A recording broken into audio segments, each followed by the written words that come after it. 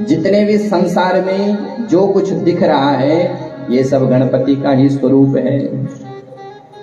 पूरा ब्रह्मांड गणपति के मुख से ब्राह्मणों की उत्पत्ति हुई। ब्राह्मणों से मुखमासी बाहुरजन्य कृतः ऊरु तदश जदवैश्या पदव्यांग सूत्रो जायता। भगवान गणपति ने ही जीव को पूरी व्यवस्था दे रखी है। जीव जब मां के पेट में होता है तो उसको कौन देता है? बोले उसको वही एकाक्षर मंत्र की कृपा से, गणपति की कृपा से उस मां के पेट में भी उसको पोषण मिलता है। परमात्मा ने ही इस संसार का सृजन किया है, इस जीव को प्रकट किया है और जीव की जो आजीविका है उसकी भी पूरी व्यवस्था कर रखी प्रकृति के द्वारा। जब दांत नहीं थे तब दूध दिया। कुछ लोग कहते हैं कि महाराज क्षीर सागर नहीं होते, ये तो केवल शास्त्रों में ऐसी बातें कही है। बोले यदि क्षीर सागर न होता तो एक दिन में करोड़ों जीव जो है बच्चों को जन्म देते हैं, और जो जिन का जन्म होता है उनकी जन्मदात्री माँ के स्तनों में जो है दुग्ध का संचार होता है। कैसे? बोले भगवान क्षीर सागर से कनेक्शन फिट कर देते हैं। किसी बालक का जन्म हुआ, चाहे वो कुत्ता बिल्ली या मनुष्य, जैसे जन्म होता है तो भगवान जो है माँ के स्तनों में दुग्ध का संचार करवा देते हैं। कैसे? बोले क्षीर सागर इसीलिए करते हैं, क्षीर कहते दूध को, दूध का सागर है। तो भगवान ने सारी व्यवस्था कर रखी है, लेकिन फिर भी जीव असंतुष्ट रहता है, फिर भी जीव का विश्वास भगवान पर नहीं रहता है। भगवान ने सब कुछ दिया है, खाने के लिए अन्न दिया है, रहने के लिए मकान दिया है। भगवान की जो कृति है वो बड़ी दिव्य है।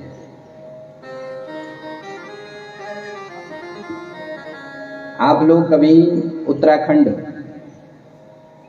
बद्रीनाथ आदि का दर्शन करना, ऐसी सुंदर सुंदर गुफाओं का निर्माण हो रखा है महाराज कि ये जो आपके घर हैं उनके सामने फेल है। सर्दी में उन गुफाओं में जाओगे तो महाराज आपको ऐसी गर्माहट मिलेगी जैसे हीटर चला होगा गुफाओं में, और गर्मी में जाओगे तो महाराज एयर कंडीशनर चल रहा है, एसी चल रहा है। शीतल गुफाओं के बगल में महाराज झरना बह रहा है। रोटी कपड़ा मकान, यही तो चाहिए। पर्वतों पर सुंदर सुंदर फल उगा दिए भगवान ने, फल खाओ, आनंद से भजन करो। लेकिन महाराज हम लोग तो विकास पे लगे हुए, धीरे धीरे विकास कर रहे हैं और विनाश की ओर जा रहे हैं। भगवान ने खाने की भी पूरी व्यवस्था कर रखी है। एक बार महाराज एक महात्मा जी थे, उन्होंने विचार किया कि हलवा खाने का बड़ा मन हो रहा है। अब जंगल में तपस्या कर रहे महात्मा, उन्होंने विचार किया कि हलवा मिल जाता तो आनंद आ जाता। अब जंगल में हलवा कहाँ से आए? इतने में महाराज एक केले के वृक्ष से केला गिरा, केले का फल, और महात्मा की गोदी में। महात्मा ने जो देखा महाराज, भगवान ने देखो कितना सुंदर हलवा पैक करके भेज दिया। उसको खोला और बढ़िया खाया। तो भगवान ने सारी व्यवस्था कर रखी है। ये भारत भूमि का हमें जन्म मिला है,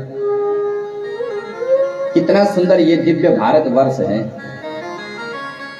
इस भारत वर्ष में जन्म लेने के लिए देवता भी लालायित होते हैं, और उस भारत वर्ष में भी हिमाचल महाराज भगवती का सुंदर आंचल है। ये जो हिमाचल में हम लोगों का जन्म हुआ है, ये कोई धरती नहीं है, ये भगवती की गोद है, जगदम्बा की। और इसी हिमाचल में भगवती का जो प्रथम सिद्धपीठ है वो माँ भगवती ज्वाला देवी है। 51 सिद्धपीठों में एक सिद्धपीठ ज्वाला देवी है, नैना देवी, चामुंडा देवी, बगलामुखी। तो इस हिमाचल में हमारा जन्म हुआ है। यहाँ के नर नारी साक्षात भगवान शिव और पार्वती के समान है। बोलिए जगदम्बा मैया की। तो आइए एक बार हम माँ का स्मरण कर ले। प्यारी लगती हो मिंजो कांगड़ेरी माता, प्यारी लगती हो मिंजो कांगड़ेरी माता, प्यारी लगती हो मिंजो कांगड़ेरी माता, सोनी लगती हो मिंजो कांगड़ेरी माता, सोनी लगती हो मिंजो कांगड़ेरी माता, कांगड़ेरी माता मेरी कांगड़ेरी माता, कांगड़ेरी माता मेरी कांगड़ेरी माता, सोनी लगती हो मिंजो कांगड़ेरी माता, सोनी लगती हो मिंजो कांगड़ेरी माता।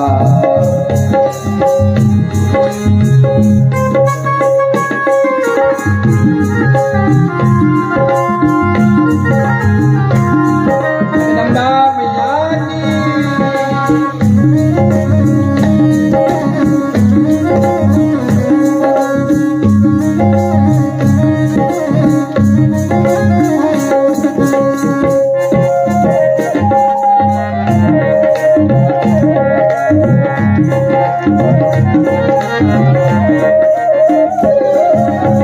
तेरी जोत मैया इन फौजिया नी मैनिया, तेरी जोत माता इन फौजिया नी मनिया, तेरी जोत माता इन फौजिया नी मैनिया, तेरी जोत माता इना फौजिया नी मनिया, लड़ाई अच लड़ाई अच जान बचाए रखती हो मेरी कांगड़ेरी माता, प्यारी लगती हो मिंजो कांगड़ेरी माता, प्यारी लगती हो मेरी कांगड़ेरी माता, सोनी लगती हो मिंजो कांगड़ेरी माता, सोनी लगती हो मिंजो कांगड़ेरी माता।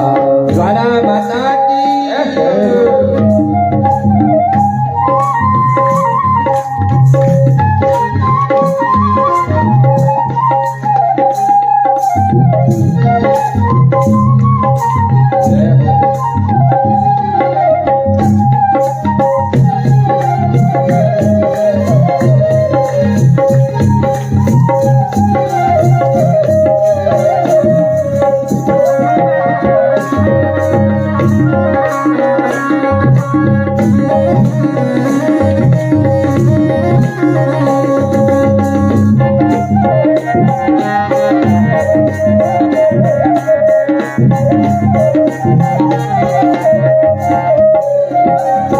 तेरी जोत माता इन डराए बराने मैनिया, तेरी जोत माता इन डराए बराने मैनिया, तेरी जोत माता इन डरे बराने मैनिया, तेरी जोत माता इन डरे बराने मैनिया, मोड़ बिच मोड़ जान बचाए रखती हो मेरी कांगड़ेरी माता, सोनी लगती हो मिंजो कांगड़ेरी माता, प्यारी लगती हो मिंजो कांगड़ेरी माता, प्यारी लगती हो मिंजो कांगड़ेरी माता।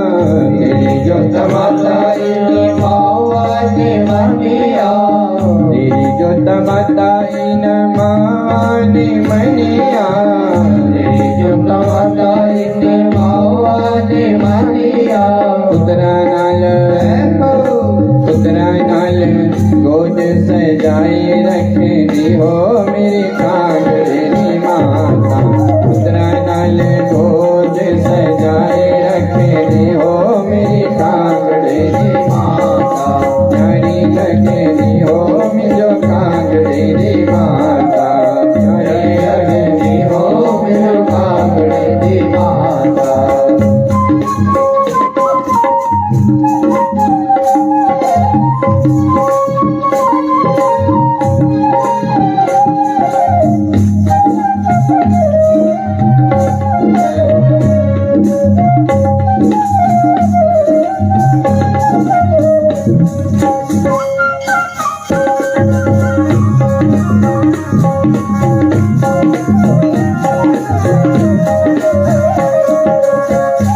ऊंचे पर्वत वास तेरा, ऊंचे ऊंचे पर्वत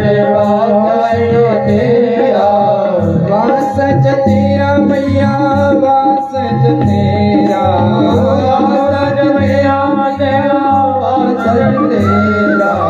ऊंचे ऊंचे पर्वत वास तेरा, ऊंचे ऊंचे पर्वत वास तेरा,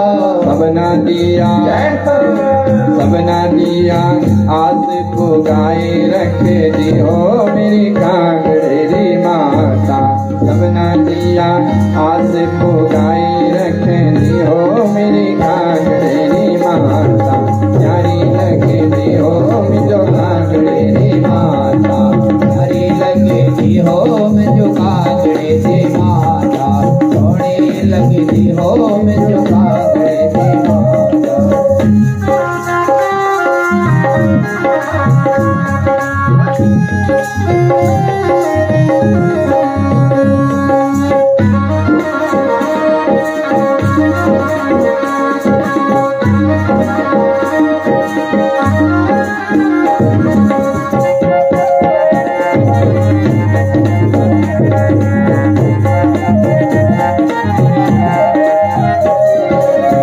तेरी जोत माता इन पेड़ा ने मनिया, तेरी जोत माता इन पेड़ा ने मनिया, तेरी जोत माता इन पेड़ा ने मनिया, तेरी जोत माता इन पेड़ा ने मनिया,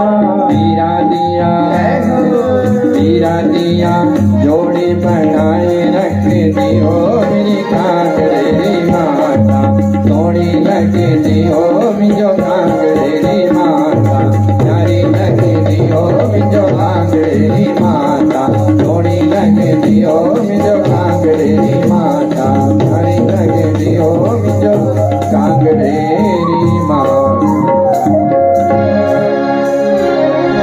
बोलिए जगदम्बा मैया की।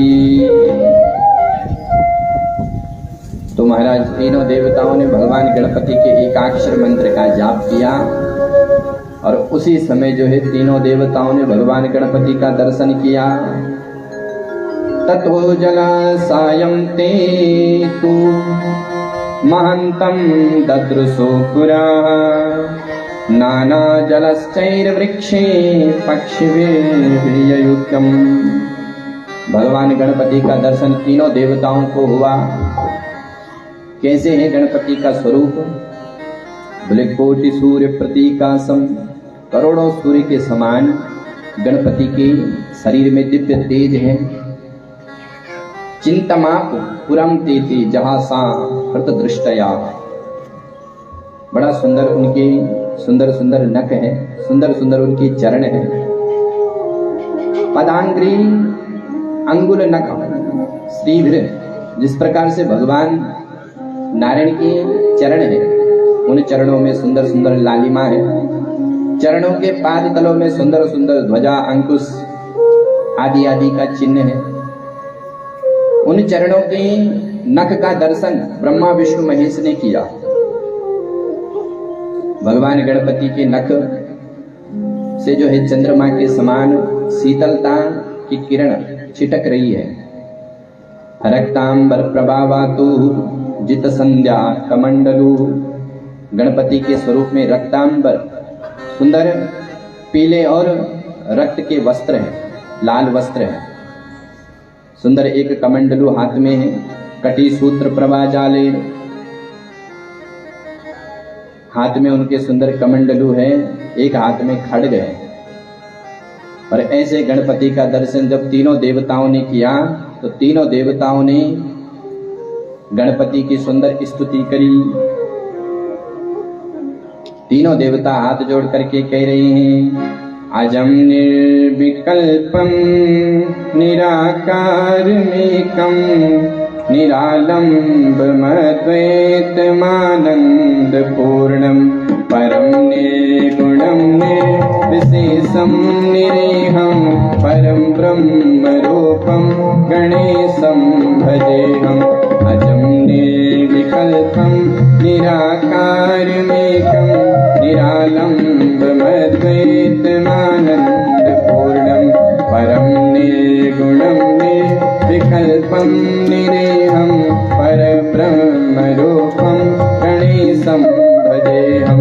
गुणातीत माध्यम चिदानंद रूपम चिदाभासभाकम गणम ज्ञान गम्यम मुनिमध्ययामा आकाश रूपम परेशम परम ब्रह्म रूपम गणेशम।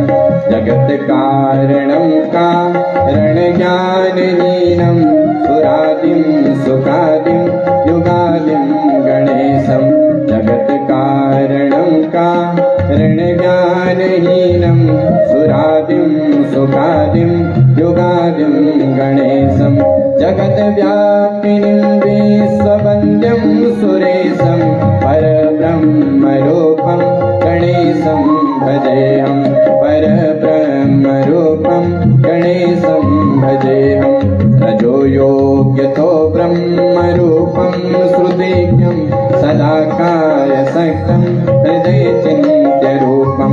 जगत्कारकं सर्वविद्यानिधानं सदा ब्रह्म रूपं गणेशं नतास्मा। सदा ब्रह्म रूपं गणेशं नतास्मा। त्रिदेवों ने बड़ी सुंदर स्तुति करी। ये षडक्षर श्लोकों द्वारा स्तुति है।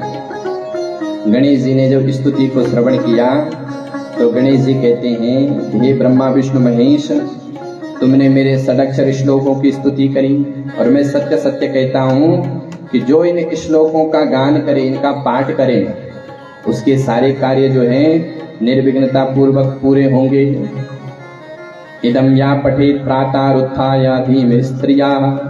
प्रातः काल उठ करके जो स्त्री पुरुष इस स्तोत्र का पाठ करता है, सपुत्रास्त्रियाम, उसको जो है पुत्र पौत्र अथवा श्री लक्ष्मी की प्राप्ति होती है।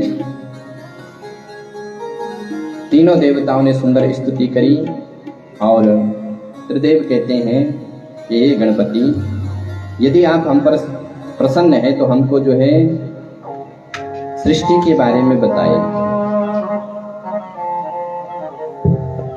किम चास्मि, भगवान विष्णु शिव और ब्रह्मा कहते कि हम क्या करें, आप हमको सामर्थ्य प्रदान करो। तब सबसे पहले जो है गणेश जी ने ब्रह्मा जी की ओर देखा और कहा कि हे ब्रह्मा जी, सृष्टिकर्ता भवत ब्रह्मा रजोगुण समुद्भवा। हे ब्रह्मा जी, तुम रजोगुण से संपन्न हो और तुम मेरी आज्ञा से सृष्टिकर्ता बनो। पालनम कुरु विष्णु, भगवान विष्णु की ओर देखा और कहा कि हे विष्णु, तुम पालन करने वाले बनो। पालनम कुरु विष्णु तुम व्यापाकम सर्व संश्रया। भगवान शिव ने कहा कि महाराज मुझे क्या आज्ञा है।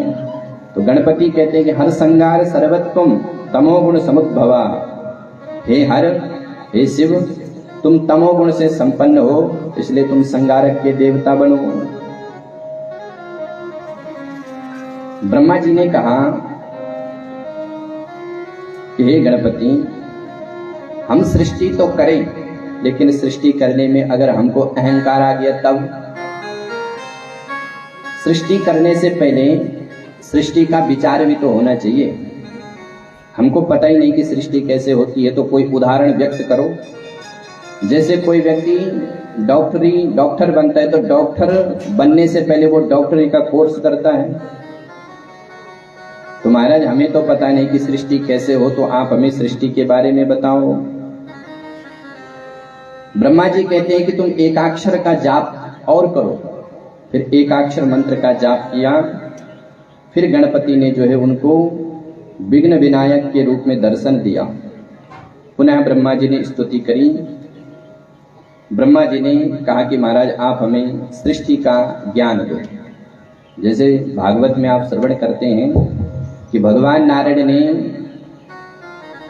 ब्रह्मा जी को चतुश्लोकी भागवत सुनाया, उसी प्रकार से यहाँ पर गणपति तीनों देवताओं को सृष्टि का वर्णन कर रहे हैं कि तुम्हें सृष्टि कैसे करनी है। तीनों देवता जप कर रहे थे और जप के करते करते जो है तीनों देवता जो है गणपति के उदर में प्रविष्ट हो गए, पेट में माया से। और जब उदर में प्रविष्ट हुए तो तीनों देवताओं ने क्या देखा कि एक विशाल सागर है। उस सागर में एक बट का वृक्ष है।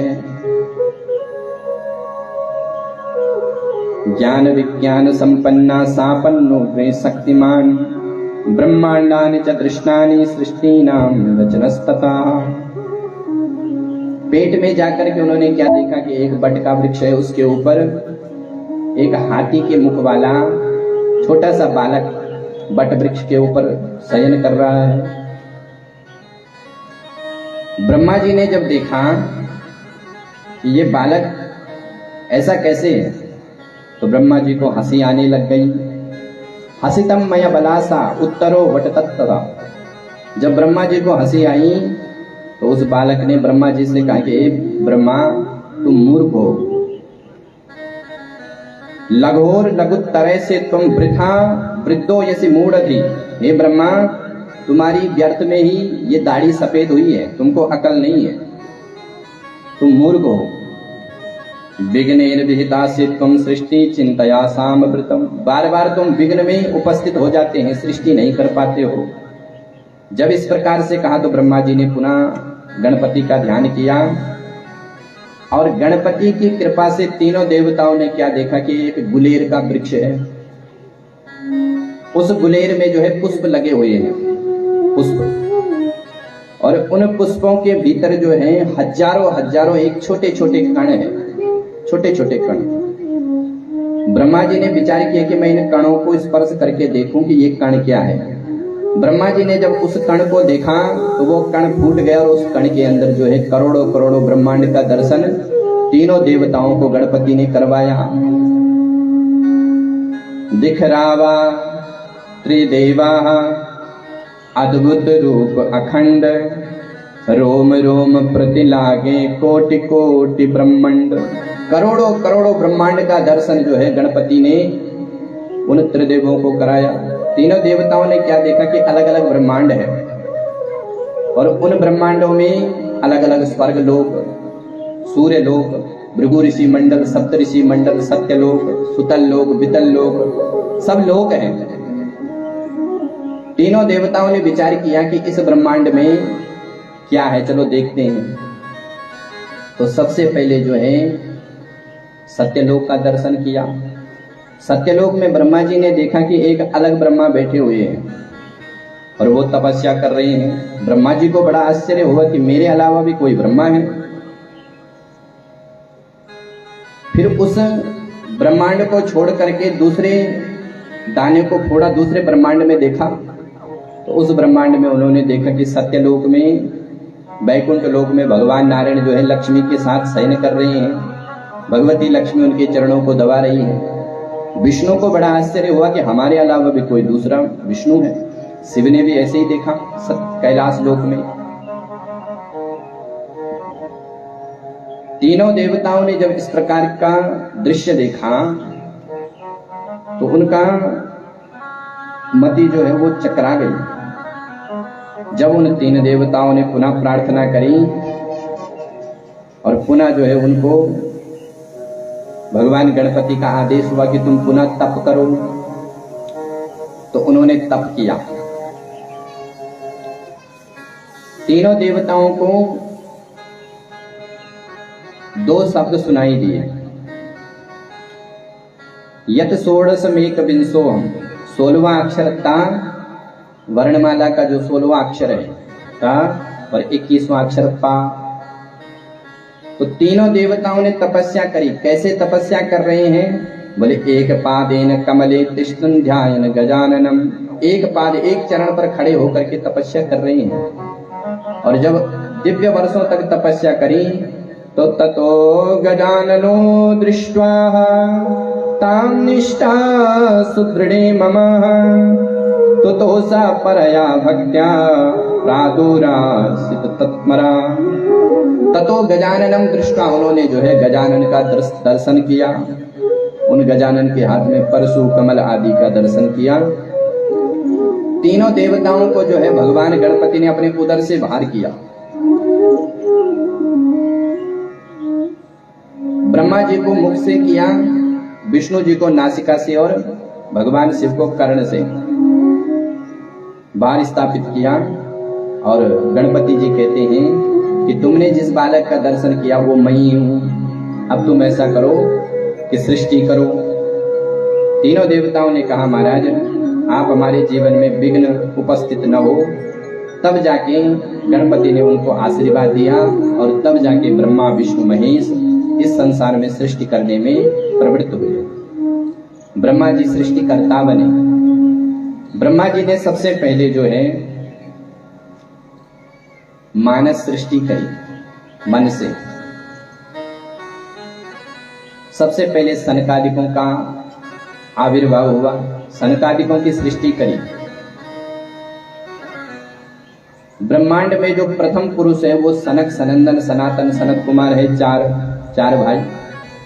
तो सैवं प्रथमं देवं कौमारं सर्वमस्तितं चचारं दुश्चरं ब्रह्मा ब्रह्मचर्याम् अखंडितम्। चार ऋषियों को प्रकट किया ब्रह्मा जी ने, सनक, सनंदन, सनातन, सनत कुमार। चारों से कहा कि पुत्रों तुम मेरे साथ सृष्टि करो। उन्होंने मना कर दिया, महाराज हम तो भगवान का भजन करेंगे, हम सृष्टि नहीं करेंगे। ब्रह्मा जी को क्रोध आया तो क्रोध से जो है रुद्र प्रकट हुए। शिव अलग है, रुद्र अलग है, महेश अलग है, शंभु अलग है। शिव और रुद्र एक नहीं है। शिव अनादि है, रुद्र का जन्म होता है ब्रह्मा जी की भ्रुकुटी से। इसका वर्णन देवी भागवत में विस्तार से बताया है। भगवती का जो मणिद्वीप धाम है उस धाम में रुद्र, शिव, ईश्वर और विष्णु का स्थान है। अब कथा तो बहुत विस्तार से है लेकिन हमें वहां नहीं जाना है। सनकादिकों ने जब मना किया तो भगवान ब्रह्मा को क्रोध आया। क्रोध से जो है रुद्र प्रकट हुए। रुद्र से कहा कि तुम सृष्टि करो। भगवान रुद्र ने ऐसी सृष्टि करी कि महाराज भूत, पिशाच, कीड़े आदि की सृष्टि कर डाली।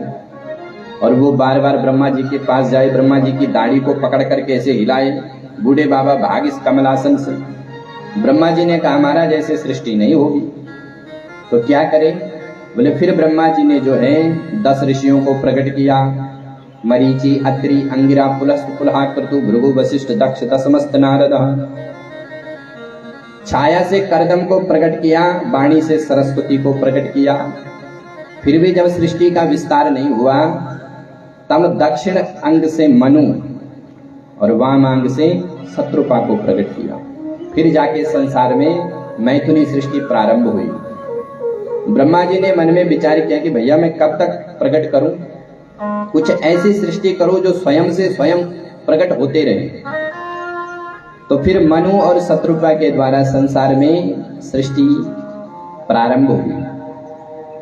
इसलिए हम लोगों को मनुष्य कहते हैं।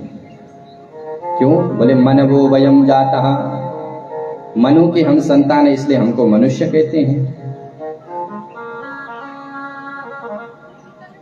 लेकिन हम लोगों को तो महाराज कुछ और ही पढ़ाया गया हमारे इतिहास में कि हम पहले आदि मानव थे, पहले बंदर की संतान, पहले हम बंदर थे। धीरे धीरे बंदर की पूंछ घिस गई और मूंछ निकल पड़ी, तो बंदर से हम मनुष्य बन गए। कई वैज्ञानिक ऐसा कहते हैं, लेकिन हमारा इतिहास कहता है कि हम मनु की संतान है। ब्रह्मा के पुत्र मनु और मनु के हम सब पुत्र हैं, इसलिए हमको मनुष्य कहते हैं।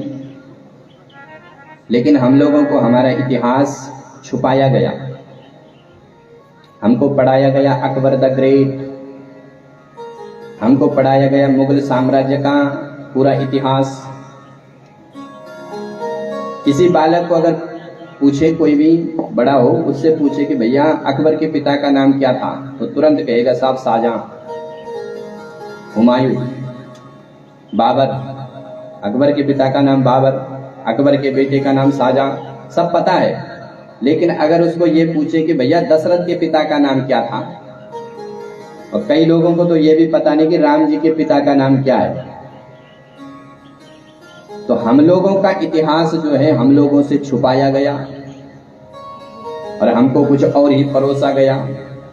अच्छा, हम लोगों का इतिहास क्या है? आपको पता है इतिहास ग्रंथ कौन है? हमारे दो इतिहास हैं, महाभारत और रामायण, यही हमारा इतिहास है। महाराज, इन विधर्मियों ने जो है हमसे हमारा इतिहास छुपाया, हमको हमारी संस्कृति से दूर भगाया। इस भारतवर्ष में पहले जो है बड़े बड़े विश्वविद्यालय चलते थे, नालंदा, तक्षशिला आदि बड़े बड़े विश्वविद्यालय, और भारत को विश्वगुरु के नाम से जाना जाता था। भारत विश्व गुरु है। तो इस भारत में मैकाले नाम का अंग्रेज आया। कौन आया? बोलिए गणपति भगवान की जय। पूज्य चरण का बहुत बहुत अभिनंदन, स्वागत। हमें नाम का पता नहीं है, इसलिए आपका बहुत बहुत स्वागत है। बोलिए कृष्ण कन्हैया लाल की जय। तो भारत में सबसे पहले जब मैकाले नाम का अंग्रेज आया तो उसने देखा कि भारत में तो विविध प्रकार की शिक्षाओं का वितरण होता है। बालक 5 वर्ष से लेकर 25 वर्ष तक गुरुकुल में पढ़ता था, और गुरुकुल में जो है उसको हर प्रकार की शिक्षा दी जाती थी। शास्त्र विद्या, शस्त्र विद्या, धनुर्विद्या, शिल्पकारी, मूर्तिकारी, हर प्रकार की शिक्षा जो है उसको गुरुकुल में मिलती थी। तो मैकाले नाम के अंग्रेज ने विचार किया कि भारत में तो गुरुकुल चल रहे हैं, इस भारत को हम गुलाम नहीं कर सकते हैं, क्योंकि आत्मनिर्भर भारत है। गुरुकुल में हर प्रकार की शिक्षा दी जाती थी। भोजन का निर्माण कैसे हो, भोजन कैसे बनाया जाए, मूर्ति कैसे बनाया जाए, शस्त्र विद्या, शास्त्र विद्या, दोनों विद्या पढ़ाई जाती थी। तो मैकाले नाम के अंग्रेज ने विचार किया कि सबसे पहले अगर भारत को गुलाम करना है तो इसकी शिक्षा नीति को विकृत करो, क्योंकि शिक्षा ही एक ऐसा दिव्य साधन है कि व्यक्ति शिक्षा के बल पर सृष्टि का निर्माण करता है।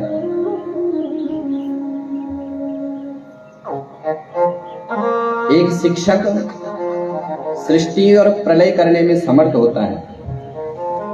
तो उसने सबसे पहले शिक्षा नीति को विकृत किया। उसने डिग्री को भारतवर्ष में उपस्थित कर दिया। बोले डिग्री होनी चाहिए, जो डिग्री को प्राप्त करेगा उसी को नौकरी मिलेगी, नहीं तो सब बेरोजगार रहो। और डिग्री को प्राप्त करने में उसने भारतीय संस्कृति के जितने भी इतिहास ग्रंथ थे सबको हटा करके पूरी पाश्चात्य संस्कृति को घुसा दिया। अब डिग्री को प्राप्त करने के पढ़ना तो पड़ेगा, और पूरी जितनी भी भारतीय संस्कृति सबको हटा दिया और उसमें लिखा दिया अकबर द ग्रेट, पानीपत का प्रथम युद्ध, पानीपत का द्वितीय युद्ध। हमारी संस्कृति का कहीं भी नाम नहीं। स्थिति ऐसी हो गई कि डिग्री को प्राप्त करते करते व्यक्ति जो है मानसिक गुलाम हो गया। उन्होंने कहा कि अब कर दो आक्रमण, और फिर क्या था महाराज, पूरे भारतवासी अंग्रेजों के गुलाम हो गए, और आज भी गुलाम है। आप लोग कह रहे होंगे साहब हम तो स्वतंत्र हैं, बोले नहीं, आज आप लोग भी मानसिक गुलाम हैं। आज भी इस भारतवर्ष में कॉन्वेंट स्कूल चल रहे हैं, और उन स्कूलों में विद्या को पढ़ाया नहीं जाता, बल्कि विद्या को बेचा जाता है। हमारी संस्कृति में कभी भी विद्या को बेचा नहीं गया। विद्या का दान होता है, इसीलिए हमारी संस्कृति का ऐसा ह्रास हो रहा है, क्योंकि इस भारतवर्ष में पहले विद्या दान की जाती थी, लेकिन आज सबसे महंगी क्या है, बोले विद्या। ऐसे ऐसे स्कूल खुल गए महाराज, जहां पर लाखों लाखों की फीस है। चाणक्य ने कहा है, चाणक्य नीति में, कि यदि भारत को समृद्ध देश बनाना है तो दो चीज यहां पर फ्री होनी चाहिए, विद्या और दवाई। पुराने जमाने में महाराज समान विद्या होती थी, आज विद्या बेची जा रही है। प्राचीन भारत में जिस गुरुकुल में कृष्ण जैसे राजा पढ़ते थे, उसी गुरुकुल में सुदामा जैसे गरीब भी पढ़ते थे। आज का बालक लाखों को खर्चा करके पढ़ रहा है, और जब वो नौकरी करता है तो सबसे पहले क्या करता, बोले भ्रष्टाचार। क्यों? बोले पिताजी ने मेरे को पढ़ाने में खेत बेचा है, पहले उस खेत की भरपाई तो करूं। भ्रष्टाचार का मूल क्या है, बोले शिक्षा। क्योंकि पढ़ते पढ़ते उसने लाखों खर्च किए, अब उस लाखों की भरपाई भी तो करेगा, कैसे करे, बोले भ्रष्टाचार करो। लेकिन अगर विद्या शिक्षा अगर फ्री होती तो उसके हृदय में जो है समाज के कल्याण की भावना जागृत होती।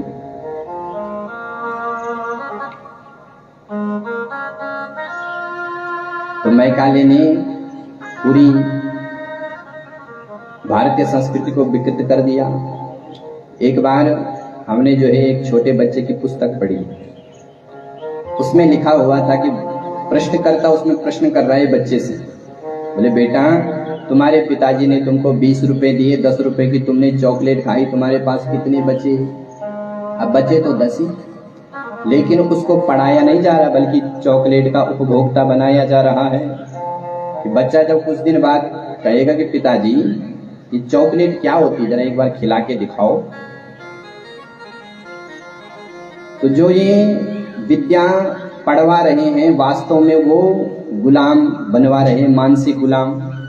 और अगर भारतीय संस्कृति का प्रश्न होता तो उसमें प्रश्न करता ऐसे प्रश्न करता, बोले पिताजी तुम्हारे पिताजी ने तुमको 20 रुपए दिए, 20 रुपए में से 10 रुपए तुमने दान दिया। उसके मन में होता है कि पिताजी ये दान क्या होता है।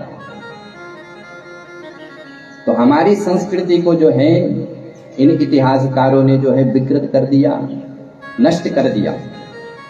हमारे शास्त्र कहते हैं कि मनवो वयम जाता, हम मनु पुत्र हैं, लेकिन इतिहासकारों ने कुछ और ही बताया है।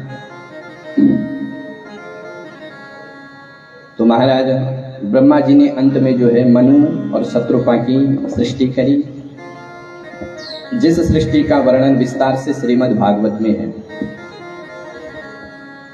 मनु शत्रुपा के 5 संतान आदि आदि भागवत में आप सुनते हैं, देवहूति, प्रसूति, आकुति, उत्तानपाद और प्रियव्रत। उसके बाद जो है भगवान गणपति ने पुनः जो है इन सबको सृष्टि के बारे में बताया। एक दिन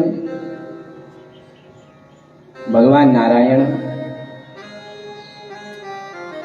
शयन कर रहे थे। अब ये तो जो मैंने आपको वर्णन किया ये केवल ब्रह्मा जी तक ही था, आगे कैसे सृष्टि का वर्णन होता है ये श्रीमद् भागवत के अनुसार है। लेकिन मनु और शत्रुपा को जब ब्रह्मा जी ने प्रकट किया तो एक दिन मनु महाराज ने ब्रह्मा जी से प्रार्थना करी कि हे ब्रह्मदेव, इस पृथ्वी पर 2 महान दैत्य हैं। ब्रह्मा जी ने कहा कौन? तो मनु महाराज कहते हैं मधुकैटभ मामनो विख्यातो भुवनत्रये दृष्टांत करला वदनो पिंगाक्षो दीर्घनाशिको। जैसे मनु महाराज ने इस प्रकार का आर्त वचन मनु जी के सुने तो ब्रह्मा जी को जोर की छींक आई और छींकते ही जो है भगवान नारायण बराह रूप में प्रकट हुए और नारायण ने जो है उस मधुकैटभ का अंत किया। राजा सोमकांत ने प्रश्न कर दिया, महाराज ये मधुकैटभ नाम के दैत्य कौन थे?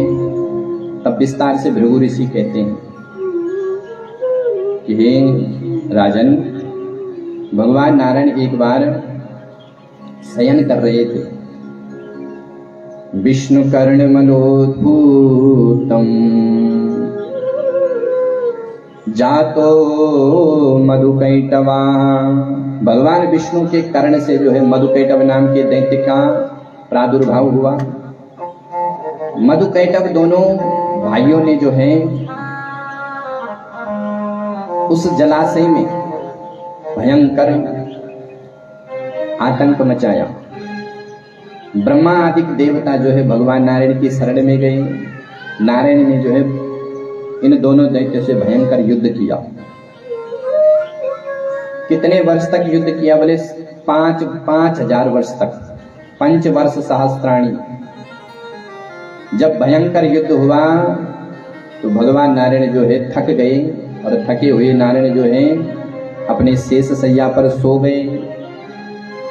भगवान नारायण योग निद्रा के वशीभूत हो गए, भगवती के अधीन हो गए।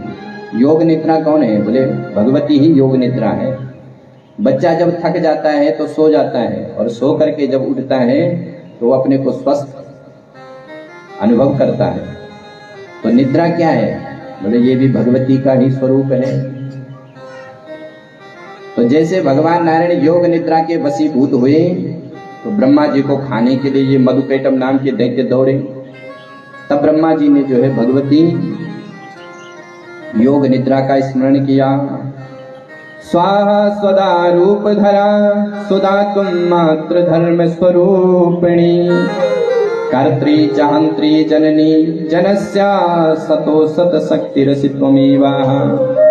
हे भगवती, आप ही संसार को जन्म देने वाली हो, आप ही करता हो, आप ही भरता हो। आपके कारण ही समाज में व्यक्ति प्रतिष्ठित होता है।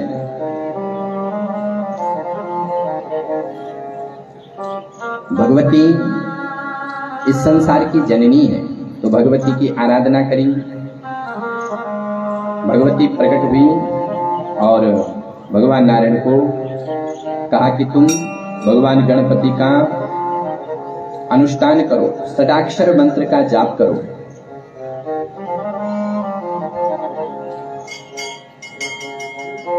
भगवान नारायण उसी समय जो है षडाक्षर मंत्र का जाप किया और भगवान नारायण शिव की शरण में गए, गंधर्व का रूप धारण करके। भगवान शिव ने जो है पुनः भगवान नारायण को षडाक्षर मंत्र के बारे में बताया और विनायक भगवान की कथा सुनाई। और फिर विष्णु भगवान ने जो है उन दोनों दैत्यों को मार करके समाप्त किया। दोनों दैत्यों ने कहा कि विष्णु, तुम्हारे युद्ध से हम प्रसन्न हैं, हमसे वरदान मांगो। तो भगवान विष्णु ने कहा कि तुम मुझे ऐसा वरदान दो कि मेरे हाथों से तुम्हारा वध हो जाए। फिर जो है उन दोनों दैत्यों ने कहा कि हम मरने के लिए तैयार हैं, लेकिन तुम हमें मारोगे तो पृथ्वी पर मारोगे, लेकिन पृथ्वी तो उस समय थी नहीं। तो भगवान ने अपनी जंगाओं का विस्तार किया। तब भगवान ने जो है वहां पर जंगा का विस्तार किया, मधुकैटभ नाम के दैत्य को मारा। और मधुकैटभ की जो मेद है, मेधा चर्बी, उसी से जो है इस पृथ्वी में मिट्टी का रूप हुआ। इसीलिए जब हम कोई अनुष्ठान करते हैं तो बिल्कुल जमीन पर नहीं बैठते हैं, कोई आसन ले लेते हैं। जमीन पर बैठ करके कोई अनुष्ठान करो तो फल सारा वो पृथ्वी ग्रहण कर लेती है। जब भी कोई धर्म अनुष्ठान होता है तो वहां पर गोबर का लेपन होता है, ताकि जो मधुकैटभ की मेद है वो इस पृथ्वी को अपवित्र करके रखी है। इस प्रकार से जो है भगवान विष्णु ने षडाक्षर मंत्र का जप किया। सोमकांत जी कहते हैं, भृगु ऋषि से प्रश्न करते हैं कथम जजाप हरि कुत्र वा मंत्र उत्तमं सिद्धिं चावापसा कथम बदते तत सविस्तरम। हे महाराज, भगवान नारायण ने इस मंत्र का जाप कहाँ किया, तब सिद्ध क्षेत्र के बारे में विस्तार से वर्णन किया। और आगे महाराज भगवान बल्लालेश्वर की कथा आती है, किस प्रकार से भगवान बल्लालेश्वर जो अष्ट विनायक है, अष्ट विनायक में सबसे पहले विनायक है मयूरेश्वर, दूसरे विनायक है गिरिजात्मक, जो भगवती गिरिजा ने एक पहाड़ पर भगवान गणपति का चित्र बना रही थी। अचानक जो है भगवान शिव ने भगवती को आवाज लगाई और भगवती का जो वो लेखनी है वो ऐसे बन गई, इसी से उनका सूट प्रकट हुआ, हाथी का सूट प्रकट हुआ। तीसरी विनायक है बल्लालेश्वर, जिसकी कथा यहाँ पर उपस्थित है, लेकिन हमारे पास समय नहीं है जो हम आपको कथा सुना पाएं, क्योंकि समय 1 बजे से लेकर 3 बजे तक का है, तो 4 बजे तक, और 4:15 हो गए हैं। बोलिए गजानन भगवान की। तो बल्लालेश्वर पाली गांव, इस अष्ट विनायक का जो तीसरा विनायक है उसका क्षेत्र है पाली गांव। तो भगवान की कृपा से हम लोगों को ये दिव्य लाभ प्राप्त हो रहा है। आप सभी श्रोता वृंद यहाँ पर बड़े प्रेम से कथा सुन रहे हैं, लेकिन कमी एक ही है कि लोग आ रहे हैं 2 बजे। कथा का शुभारंभ होता है 1 बजे और आप लोग आ रहे हैं 2 बजे। कोई बात नहीं, 3 दिन और बचे हैं, उसके बाद तो चला चली का खेला है। संसार में जो आता है वो तो जाता ही है, 2 दिन का मेला इस जग में, बाकी चला चली का खेला है। ये मनुष्य शरीर जो है ये बड़ा दुर्लभ है। दुर्लभो मानुषो देहा देही नाम क्षण भंगुरा तत्रापि दुर्लभम मन्ये वैकुंठ प्रिय दर्शनम। मनुष्य शरीर बड़ा दुर्लभ है, लेकिन हम लोगों को सुलभ से मिला हुआ है, इसलिए हमको इसकी महिमा का ज्ञान नहीं है। व्यक्ति को जो कुछ चीज बिना परिश्रम से मिलती है उसकी वो कीमत नहीं समझता है। मनुष्य का स्वभाव है कि जो उसके पास है भले वो करोड़ों की है, लेकिन वो 2 कौड़ी की लगती है, और जो उसके पास नहीं है भले वो 2 कौड़ी की है फिर भी वो करोड़ों की लगती है। एक बार एक महात्मा किसी गांव में गए, माता जी ने महात्मा के लिए बड़ा सुंदर भोजन तैयार किया। अब महात्मा को भोजन परोस रही थी, सब कुछ परोस दिया, दाल सब्जी आदि सब, लेकिन पापड़ परोसना भूल गई माता जी स्वभाव से। अब कई बार हो जाता है, बनाया तो बहुत व्यंजन है लेकिन कुछ छूट जाती है। अब महात्मा खाने लगे तो महात्मा की दृष्टि बार बार पापड़ पर जाए। अब जो थाली में अनेक प्रकार का व्यंजन है उसको तो देखे ना, और पापड़ को देखे बार बार, क्योंकि मनुष्य का स्वभाव है। अब महात्मा जी ने मन में विचार किया कि पापड़ मिल जाता तो आनंद आता, लेकिन माता जी की पीठ पीछे पापड़ की टोकरी है, क्या करें। महात्मा जी ने कहा कि माता जी आज मैं धन्य हो गया।